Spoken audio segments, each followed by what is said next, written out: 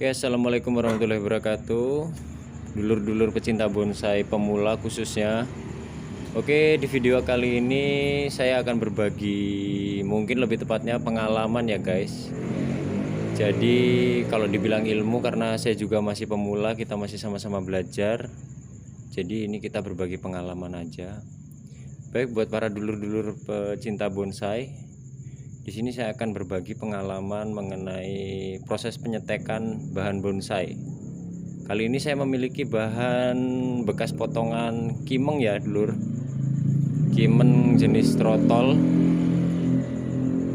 Jadi kenapa saya menggunakan bahan kimeng ini? Mungkin untuk para senior atau para pembonsai yang sudah paham di bidang bonsai khususnya kimeng ya. Jadi kimeng ini mudah untuk proses penyetekannya dulur, mudah penyetekannya, mudah tumbuhnya, dan tidak rawan mati.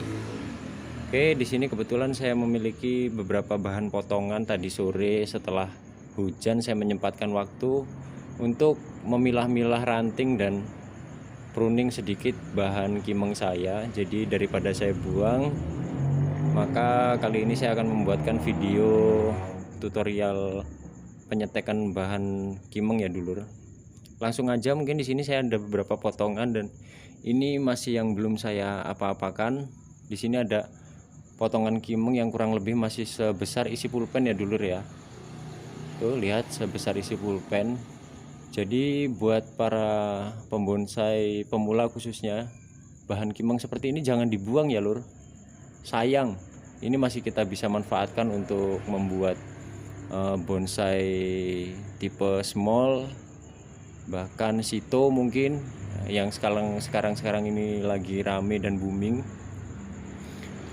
Ini setelah kita setek nantinya akan menjadi bonsai yang enak dipandang dan dilihat ya lur. Setelah kita program, kita proses, nantinya akan menjadi bonsai yang enak dilihat. Oke, nggak perlu berlama-lama lagi. Jadi di sini saya ada satu potongan yang masih memiliki banyak anak ranting. Ini bisa dilihat di sini memiliki banyak anak ranting lur. Untuk bahan kimeng sendiri, khususnya bahan beringin lah ya mungkin. Jika kita ingin menyetek bahan beringin atau kimeng ini, kita harus menyisakan sedikit daun lur. Jadi jangan kita pangkas habis. Dan yang kedua kalinya kita harus menyisakan beberapa cabang saja, jangan terlalu banyak. Ini kan dapat dilihat di sini bahan saya ini memiliki cabang yang agak sedikit banyak ya lur. Ini bisa kita kurangi. Tujuannya apa lur? Tujuannya untuk mengurangi penguapan di daun. Jadi batang itu tidak mudah kering. Jadi kita harus menguranginya. Nah, ini contohnya seperti ini. Nah, ini harus kita kurangi lur, supaya nantinya ketika kita tancap di media tanam, tujuannya itu supaya batang utama ini itu tidak mudah kering lur, karena terlalu banyak nutrisi yang disedot oleh daun. Jadi tujuannya kita kurangi ini. Nah, perantingan kita kurangi, lalu dari sisa perantingan ini daun-daun juga kita usahakan untuk dikurangi, tapi jangan dihabiskan ya dulur, karena ini untuk merangsang proses munculnya akar. Oke, setelah bahan ini kita potong, sudah kita kurangi anak ranting dan daun, kita sisakan sedikit lur. Maka sebaiknya untuk para dulur-dulur pecinta bonsai, itu lebih baiknya lagi di pangkal ini kita berikan hormon perangsang akar. Biasanya banyak dijual di toko-toko pupuk atau di toko-toko online sekarang banyak ya lur, murah-murah. Nah, tapi untuk yang lebih simpelnya lagi, sekarang juga bisa menggunakan ini lur, bawang merah, itu untuk merangsang pertumbuhan akar di pangkal batang yang akan kita tancap nanti. Para senior pun sekarang juga banyak menggunakan bawang merah karena mungkin itu lebih alami ya lur, itu juga bisa. Tapi kalau misalkan nanti dulur-dulur males menggunakan bawang merah yang kita harus potong-potong atau nanti akan dimarahi istri, itu bisa menggunakan hormon perangsang akar, salah satunya yang banyak dipakai untuk para pembonsai Indonesia itu seperti ini lur, root booster atau root up akar. Itu penggunaannya sangat mudah lur. Dia berbentuk bubuk atau tepung. Itu nanti kita bisa tambahkan sedikit air untuk menjadi seperti cairan yang kental seperti ini lur. Dia berwarna putih. Itu cukup kita oleskan saja lur di pangkal batang yang akan kita tancap di media tanam. Untuk lebih baiknya lagi, khususnya di bahan kimeng ini lur, setelah kita oleskan itu kita diamkan selama 12 jam, atau jika malam seperti ini besok pagi kita tanam. Tapi kalau memang dulur-dulur tidak memiliki banyak waktu, itu bisa kita langsung tanam. Tapi untuk lebih baiknya lagi kita biarkan agar si root booster ini meresap ke kambium. Oh iya, ada sedikit kelupaan lur. Kalau saya di sini menggunakan teknik peruncingan pangkal. Ini bisa dilihat. Nah, itu di pangkal agak sedikit saya runcingkan lur. Contohnya seperti ini. Nah, ini kan belum saya runcingkan. Jadi di ujung pangkal itu agak sedikit kita runcingkan seperti ini.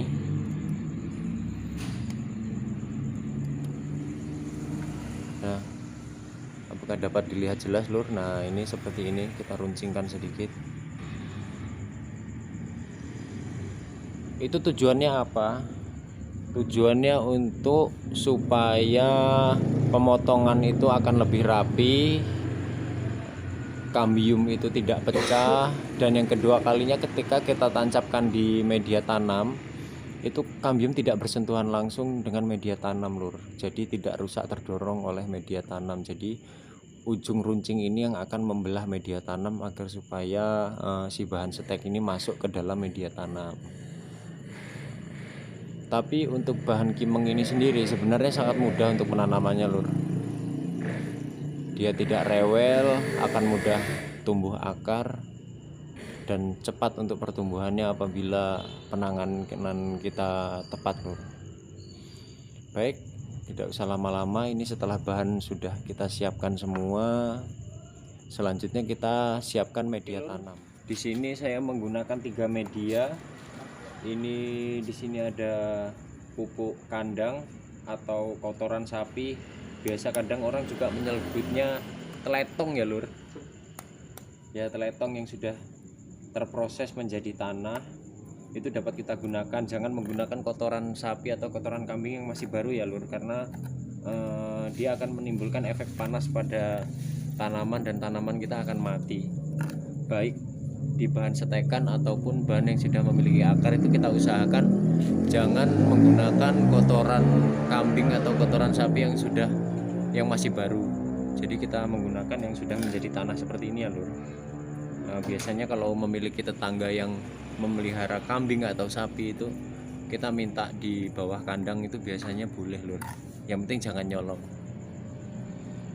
Lalu media selanjutnya saya di sini menggunakan pasir ya lur, pasir kali. Terserah, biasanya di setiap daerah itu memiliki jenis pasir yang berbeda-beda. Di sini saya menggunakan pasir kali hitam yang bercampur sedikit lendut ya lur. Jadi warnanya agak-agak sedikit kelawu seperti ini. Nah, seperti ini lur. Ini pasir kali lur. Tujuannya apa menggunakan pasir kali? Jadi di sini saya untuk mengganti sekam padi atau kulit padi lur. Itu tujuannya untuk membuat media tanam menjadi poros air. Maksudnya poros air itu ketika kita siram, jadi tidak terjadi penggenangan di media tanam lur. Jika terjadi penggenangan, media terlalu basah, maka dia akan terjadi busuknya pangkal batang stek kita lur. Jadi jika media terlalu basah, pangkal batang ini itu akan ditakutkan atau dikhawatirkan membusuk lur, karena terlalu banyak air yang terkandung dalam media tanam kita lur. Jadi kita harus menggunakan media poros seperti ini. Dapat menggunakan pasir kali atau pasir malang, itu juga lebih bagus, tapi kan agak sedikit mahal. Atau biasa yang umum digunakan itu ya menggunakan kulit padi atau merang ya lur, merang bakar, itu lebih bagus lur. Nah, lalu bahan selanjutnya untuk media tanam saya menggunakan ini lur, tanah humus ya lur. Tanah humus itu tanah yang agak sedikit hitam lur. Nah, itu biasanya di dekat-dekat bakaran sampah atau di dekat-dekat comberan atau peceren ya lur nih. Itu tanah humus lur. Dia tanahnya agak sedikit hitam lur. Itu sangat bagus untuk media tanam karena dia memiliki kandungan nutrisi yang dibutuhkan tanaman itu sangat banyak biasanya lur. Jadi di sini saya menggunakan 3 media ini. Itu untuk perbandingan saya menggunakan satu-satu ya lur. Jadi jika kita menakar menggunakan cetok seperti ini lur, ini cetok namanya lur, itu kita menggunakan satu-satu. Jadi kotoran ini satu cetok, pasir satu cetok, dan tanah ini satu cetok, kita campur menjadi satu lur, seperti ini lur. Nah, kita campur agar semuanya rata.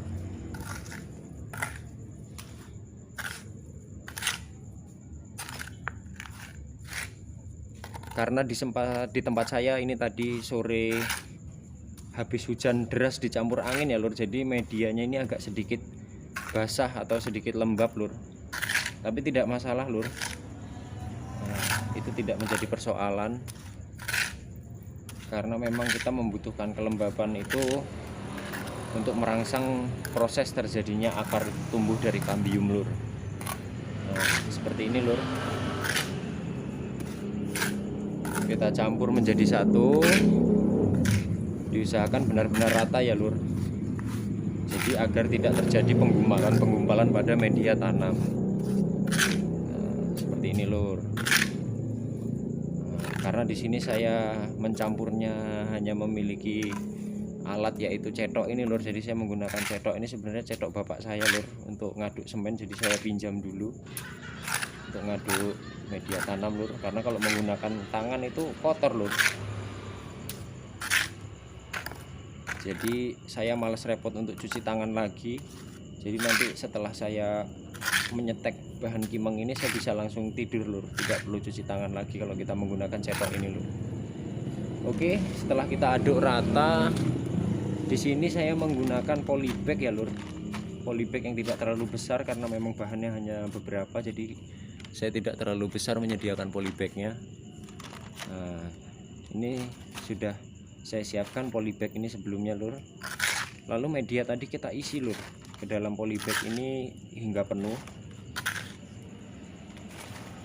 Untuk dulur-dulur semua pecinta bonsai yang tidak memiliki polybag, sebenarnya untuk media penempatan media tanam ini sih bisa apa aja ya lur.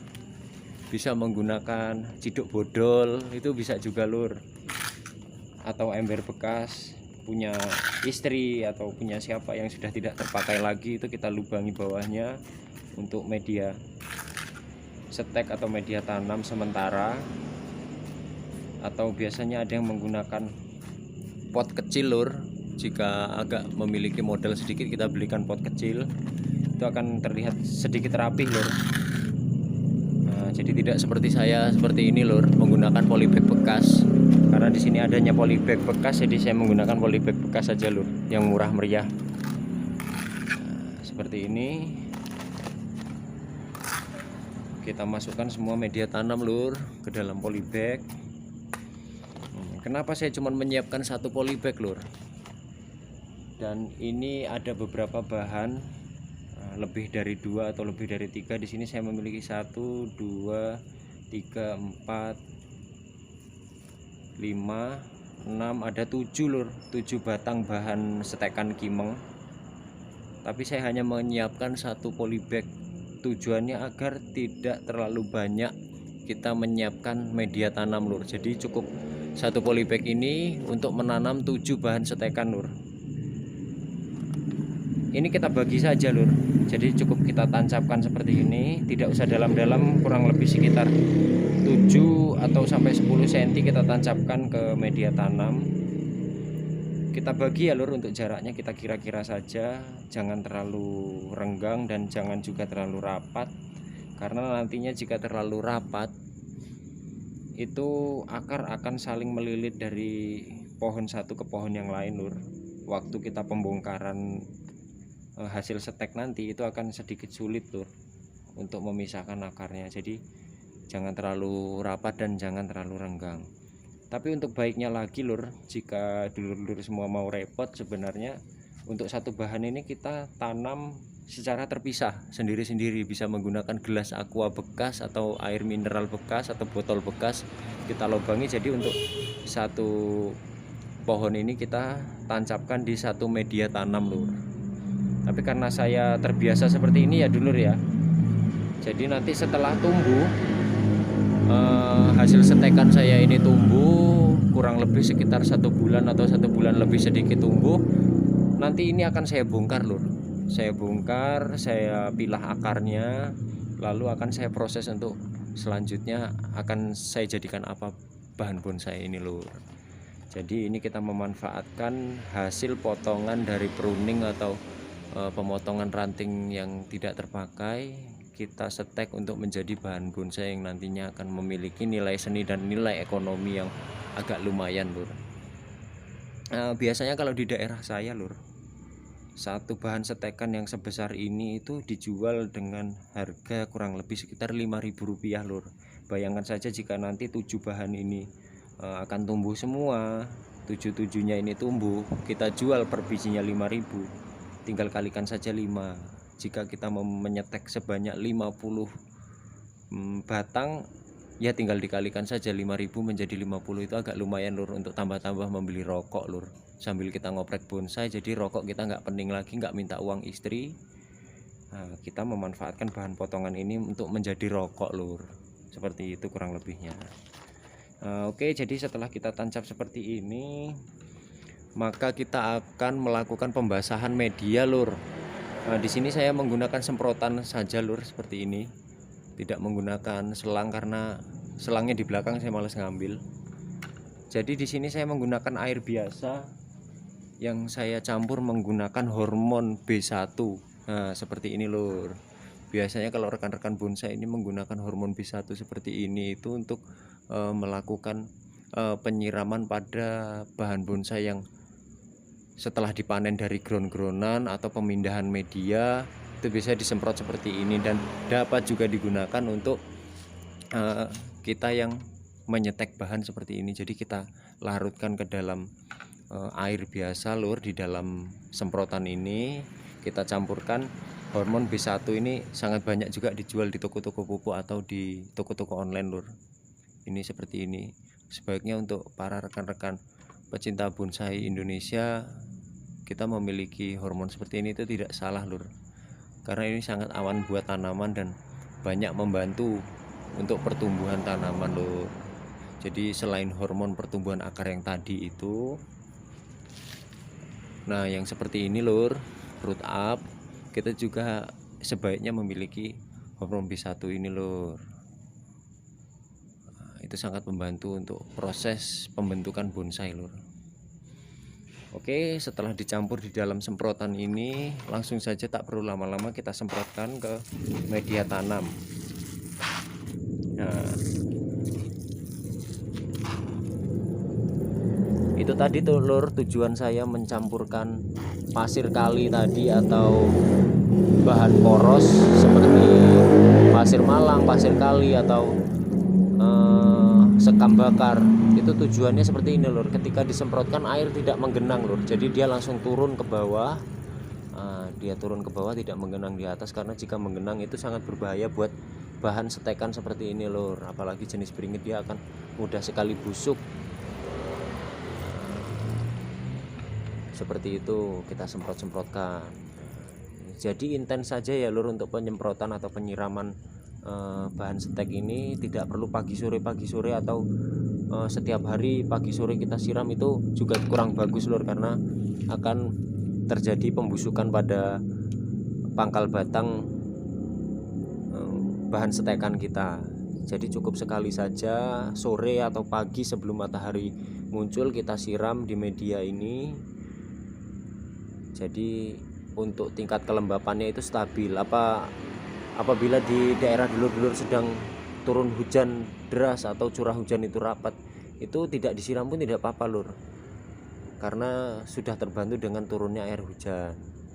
Nah, oke, begitu saja dulur-dulur. Jadi nanti setelah kita siram seperti ini, diusahakan untuk bahan yang sudah kita tanam ini kita taruh di tempat teduh lur. Kita taruh di tempat teduh, jangan terkena sinar matahari secara langsung. Nanti jika sudah mulai tumbuh tunas-tunas di seputaran batang ini, kita keluarkan, kita kenakan sinar matahari, itu tidak apa-apa, itu baik lur. Nah, jadi kalau baru penanaman seperti ini sebaiknya kita taruh di tempat teduh ya dulur-dulur, jangan langsung terkena sinar matahari, itu akan membuat bahan kita menjadi cepat kering atau mati lur. Nah, baik, nanti setelah bahan ini tumbuh lur, itu kalau saya biasanya akan saya jadikan bonsai penggabungan batang lur.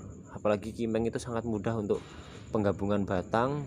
Jadi dari beberapa bonsai yang memiliki ukuran yang hampir sama dengan bentuk yang sangat kecil ini lur, ini kita akan gabungkan lur untuk menjadi bonsai small. Nah, ini saya memiliki contohnya lur. Nah, seperti ini lur contohnya. Ini dulunya sebelum menjadi bahan yang sudah tergabung seperti ini lur. Ini juga pertama kali awalnya seperti itu lur, dia per biji. Jadi saya gabungkan ini menjadi satu. Nah, saya ikat menggunakan plastik ya lur, lalu saya belebet menggunakan kawat. Nah, kurang lebih sekitar 6 bulan atau lebih untuk bahan kimeng ini biasanya sudah menempel ya lur. Walaupun belum sempurna tapi biasanya sudah mau menempel. Untuk bahan kimeng ini sangat cepat lur penempelan batangnya. Nanti untuk video selanjutnya akan saya buatkan bagaimana proses cara penempelan batang dari bahan yang sekecil ini nih lur, sekecil ini menjadi bahan yang sebesar telunjuk lur. Nah, ini biasanya nanti target saya untuk menjadi bonsai small lur, ukuran 20 cm atau 30 cm. Ini target saya. Kurang lebih nanti perawatan sekitar ya kurang lebih sekitar 2 tahun, bahkan mungkin bisa lebih, tergantung ya lur dari pertumbuhan bahan itu sendiri. Nah, nanti akan saya buatkan bagaimana cara tutorial menggabungkan batang kimeng lur, itu sangat mudah sekali lur. Oke, mungkin cukup sekian tutorial berbagi pengalaman saya lur tentang penyetekan bahan kimeng. Buat dulur-dulur para pecinta bonsai atau penggemar bonsai Nusantara, jangan sungkan-sungkan, jangan ragu-ragu, dan jangan takut-takut untuk mencoba lur. Karena mencoba itu setidaknya akan menambah pengalaman atau wawasan kita. Dan apabila gagal, jangan menyerah, kita coba terus-menerus lur. Karena jika tidak gagal, kita tidak memiliki cukup pengalaman lur. Begitu saja pesan dari saya. Saksikan video saya selanjutnya. Jangan lupa komen, like, dan share ya lur. Karena komen dan like dan share para dulur-dulur pecinta bonsai semua akan membantu saya untuk lebih berbagi pengalaman mengenai bonsai lur. Oke, cukup sekian video dari saya. Nantikan video selanjutnya. Wassalamualaikum warahmatullahi wabarakatuh. Salam bonsai mania Indonesia.